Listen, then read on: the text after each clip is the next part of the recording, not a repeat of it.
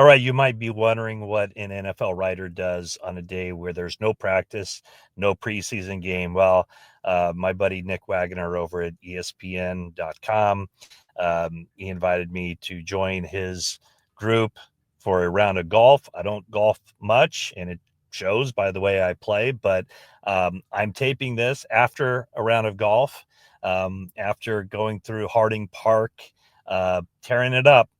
Probably not in a good way, but anyway, my mind focuses back on football with the 49ers having their joint practice against the Broncos in the books.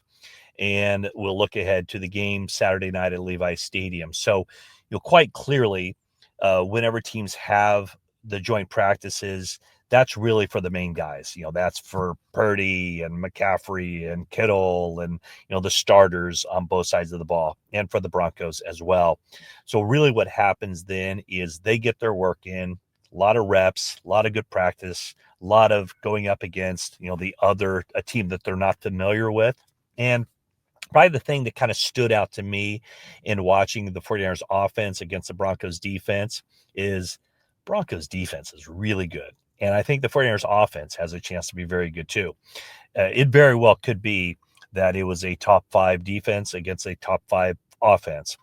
And the Broncos dominated. 49ers, really came on later in that practice in the red zone, the 2-minute, the move the chains kinds of drills. So Purdy ended up, after a rough start with the entire offense, it wasn't just Purdy, obviously, but he's the guy that everybody points to because he's the quarterback. But things started picking up for the 49ers offense, and they ended up on a very high note.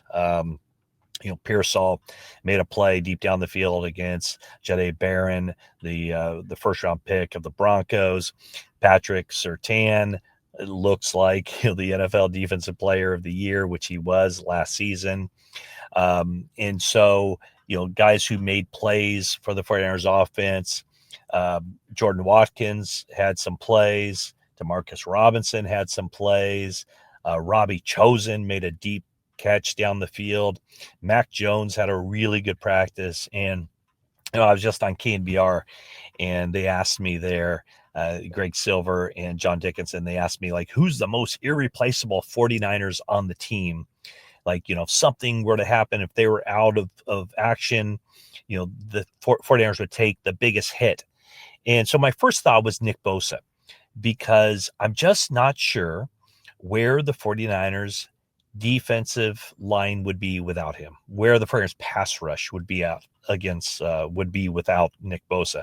He has dominated anytime he's practiced. He was out there dominating. Number 97 was all over the place on Thursday. And so to me, he's the guy, because the next best 49ers pass rusher is Bryce Huff. And Bryce Huff had the one good season, 10 sacks with the Jets, gets signed by the Eagles, and really didn't do much with the Eagles. So 49ers get him. Eagles are paying half his salary. It's really hard for me to fathom that the 49ers could generate much of a pass rush without Nick Bosa. So he would be probably number one. Also, Trent Williams, you think about the drop-off. I think Spencer Burford can be a really good swing tackle. He would be, or maybe they don't even need a swing tackle this year. It very well might be that Burford would be the backup left tackle, and then Austin Pleasance looks pretty good over right tackle. So, but still, if Trent Williams isn't out on the field, 49ers offensive line is going to suffer. There's also George Kittle, such a huge part of the passing game. 49ers don't have a receiver like him at that position. Luke Farrell was signed to be a blocker, so that would be huge. Christian McCaffrey's an obvious one, going from the NFL Offensive Player of the Year in 2023 to not playing much at all last season, and we saw how the 49ers struggled. I mean, you take away, 18 red zone touchdowns from Christian McCaffrey and replace that with McCaffrey having 0 in 2024, and the 49ers offense certainly suffered. Fred Warner's Fred Warner. What an outstanding player. And some question marks at some of the other linebacker positions as they try to kind of figure things out. But Fred Warner is, top notch. So those are the guys. And going back to Purdy, yes, $265 million quarterback. But the thing is with Purdy is that unlike the players at other positions, and I know this isn't the way to necessarily look at this, but if something were to happen to Purdy out of action for a series or whatever, they'd be turning to a first round draft pick at quarterback. So from that sense, they'd be going with a quarterback who is talented enough to be a first round draft pick. Also, a guy who has been to a Pro Bowl. So that is why I wouldn't necessarily put Purdy, his absence, in the same sentence as Bosa, Williams, McCaffrey, Kittle, Warner. Speaking of Mac Jones, I think we're going to see a lot of Mac Jones on Saturday night when the 49ers play this preseason game against the Broncos. And that's also part of looking ahead to the game. Who are we going to watch for? Who should you watch for? Who should you be focused on? So we're going to eliminate most of the starters. They got their work in against the Broncos on the practice field. I can't imagine that the 49ers regulars will play much at all, or maybe any at all. So as we look ahead to the game on Saturday, let's talk about who to focus in on and who has an opportunity to improve their status, work on their game, and really start that process or continue that process of being ready for the regular season. First guy I want to talk about is CJ West. The draft pick from Indiana got off to a really good start in training camp after having a good offseason program. He looks like a keeper, a guy who's going to be on the field from the get-go. And speaking of CJ West, when the 49ers drafted him, the comp was DJ Jones. CJ West said that he's heard that comp before. And so when the Broncos came to the 49ers, DJ Jones, former 49ers player, had an opportunity to talk to CJ West. And I did catch up with DJ Jones briefly after practice. And one of the things I asked him, well, you'll hear the video here soon, is just, did you have an opportunity to talk to CJ West? Did he seek you out?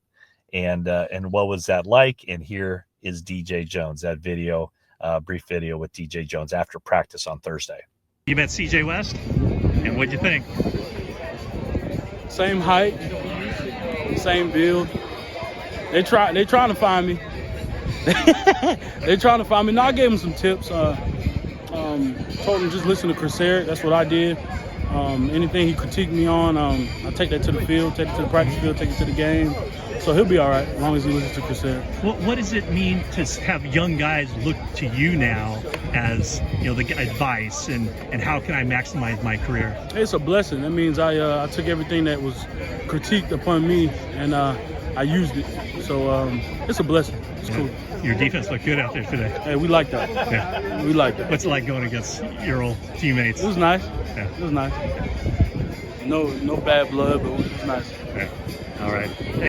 I love it where DJ Jones is saying they're trying to find me. They're trying to find that DJ Jones comp. Maybe they did it with CJ West. So CJ West, definitely a player to watch on Saturday night. Another draft pick, another of the defensive line. By the way, Maiocco Williams won't be playing. He had the knee issue. No update on his status moving forward, how long he's going to be out. But the initial diagnosis was wasn't going to be a long-term thing for Maiocco Williams. But Alfred Collins is somebody that kind of knew that not having the offseason program, it would hurt him as far as being able to hit the ground running in training camp. Certainly the case. However, Alfred Collins, with the practice time, getting better and better. And, granted, he mostly hasn't been going up against the starters, and probably won't on Saturday night. But even just getting the reps, working on his leverage, getting all those things in order, being stout against the run, Alfred Collins, definitely somebody to watch in this game on Saturday. Let's stick with the defense. Upton Stout, obvious one, has a real chance to open camp as the 49ers starting nickelback. Also, when we talk about the draft picks, Nick Martin, a guy that linebacker should see a lot of playing time. He's getting better every week as well. Also going to single out Sebastian Valdez on the defensive line, undrafted rookie from Washington, as well as, I could list a bunch of guys on defense because there are open spots to be had there. A guy like Dallas Flowers, a long cornerback, had some experience in the NFL. He's kind of risen up the 49ers depth chart. Jacob Robinson, undrafted rookie from BYU. He's shown a lot of good things, a lot of PBU. So there will be a lot of guys on defense that have the opportunity to open eyes and potentially win spots. Over on the offensive side, let's see, I'm not going to mention any offensive linemen per se. A guy like Drew Moss, maybe. Connor Colby, it's kind of had a rough training camp. Going to be really difficult for him, I think, to win a spot on the roster. But running back, Corey Kiner from Cincinnati, he'll get a lot of action. He's got some good stuff working for him. He's also going to see a lot of action probably because of McCaffrey won't play, Garendo won't play, and Jordan James won't play. McCaffrey, they don't need to see him in the preseason. The other two guys are injured and going to be out for at least a couple more weeks. The wide receiver position, Jordan Watkins, we'll see how he develops. I really list him right now as the 49ers, one of the top 4 receivers at this point in camp, and that's even putting Juwan Jennings in that top 4. I think Watkins has shown some good things, a lot of stuff to learn for him, but putting himself up there in the conversation as far as being a guy who can make a contribution early in the season. There will be competition at tight end for the last couple spots. And I think that's about it. Those are some of the names of players that we can expect to see. And then, a big one too, even though there's not another kicker in camp, it's Jake Moody. Got to hit your kicks, Jake Moody, because the competition in my mind has always been Jake Moody against Jake Moody. Greg Joseph has proven to the 49ers that he can be a reliable option in case they need somebody else, but it's incumbent upon Jake Moody to prove to the 49ers that they don't need anybody else. And for that to happen, he's got to continue to do what he did on Thursday, which was make 7 field goals out of 7 attempts, even though one kind of skimmed off the left upright and another one kind of barely snuck through the right upright, but 7 for 7 is 7 for 7. If he can hold it together through the preseason, he will be the 49ers kicker. If he implodes and loses confidence, then the 49ers will be forced to go out and get somebody, probably bring back Greg Joseph. So those are the things to keep an eye on during this game on a Saturday night. Thank you so much for watching this video, and that is it for now.